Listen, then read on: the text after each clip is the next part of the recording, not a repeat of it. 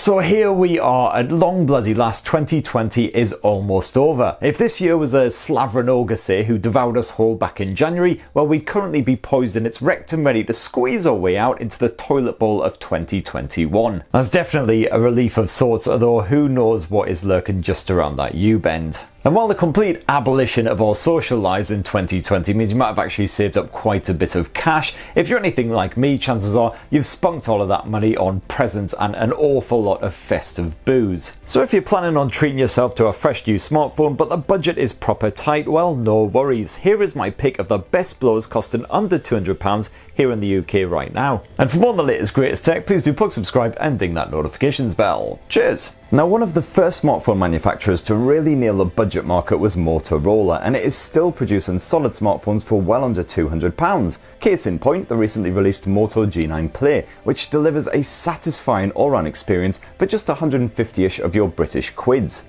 As far as looks go, the Moto G9 Play sure ain't anything special. Like most budget phones, this is a plastic blower offering little in the way of frills or flair. However, what you get here is a stock Android experience that's very easy to get along with, complete with all of those features that we love like a dark mode and gesture navigation, plus Motorola extras like a one-handed mode and the badass choppy torch effort. Performance is dependable thanks to the Snapdragon 662 platform, backed by 4GB of RAM, and you can even get stuck into some light gaming if you want to blow off some steam by blowing off someone else's skull. And battery life is also a winner courtesy of the mega-sized 5000 mAh cell crammed inside there. Punish the Moto G9 Play all you want, it'll easily last you all day, and if you don't go too mental, it'll get you through 2 full days between charges as well. And this budget smartphone is fine for media streaming too, with a respectable enough 720p HD display, although there's no stereo speaker action. Meanwhile, that triple lens rear camera is unsurprisingly limited, although the Moto G9 Play can still take good looking photos in respectable lighting,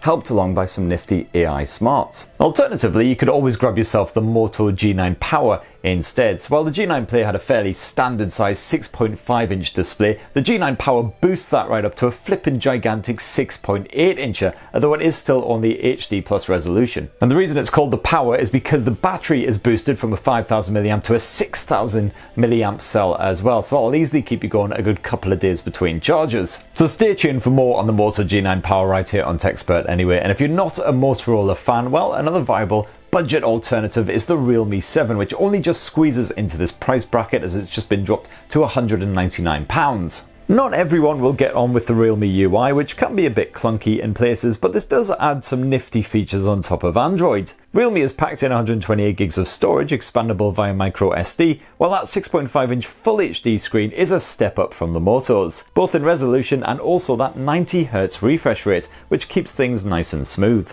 A MediaTek Helio G95 chipset provides the grunt here, with 6GB of RAM to help keep things ticking along nicely, while the 5000 mAh battery matches the G9 Play and once again offers impressive longevity, complete with faster 30-watt charging. In fact, one of the only weak links of the Realme 7 is that 48-megapixel rear camera, which crumbles somewhat in challenging conditions, but overall this is a pleasant, affordable device. And next up, well, I've got to give some big love to hands down one of the best budget smartphones of 2020 or possibly all time, the Poco X3 NFC. Sure, that name may be rather clunky to say the least, but the Poco X3 NFC serves up the kind of specs and features that you usually find in phones double the price. I mean, let's start with that gorgeous 6.7-inch Full HD IPS screen, which boasts HDR10 support and tops off at a 120Hz refresh rate, something you don't even find on most flagship phones in 2020.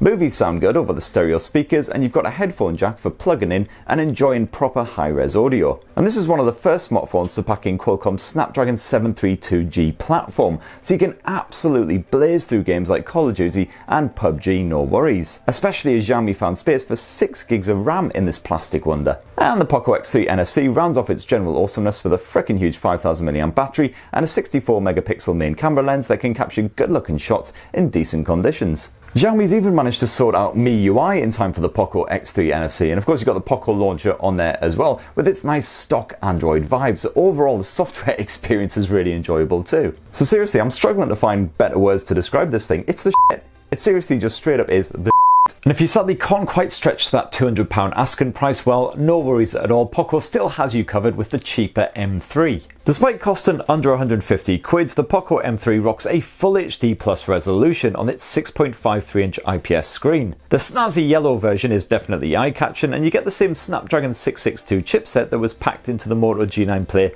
and the Moto G9 Power. So yeah, gaming on titles like Call of Duty and PUBG is all good. But one of the best bits here is undoubtedly that whopper of a 6000 mAh battery, which is of course a match for the Motorola Moto G9 Power, and it means that the Poco M3 will keep you going at least as long as any other budget smartphone in this roundup. The Poco M3 can be a wee bit quirky at times, and the camera is very basic indeed, but overall it is worth that asking price. And definitely if you're looking for a new budget handset, do not sleep on the cheaper Xiaomi smartphones either. If you keep an eye on them, quite often you will find those Xiaomi smartphones creeping under the £200 mark in various sales on Xiaomi's website. So for instance, the Mi 10T Lite, which packs 5G smarts and a 120Hz screen, I managed to pick that up for 189 quid in the Black Friday sales. Or alternatively, one Xiaomi smartphone that is always found at that budgety price point is the Redmi 9, which is a very respectable alternative to the Poco M3. This 6.5-inch phone is a lovable beast, pumping out Full HD visuals and lasting for yonks with its similarly huge battery.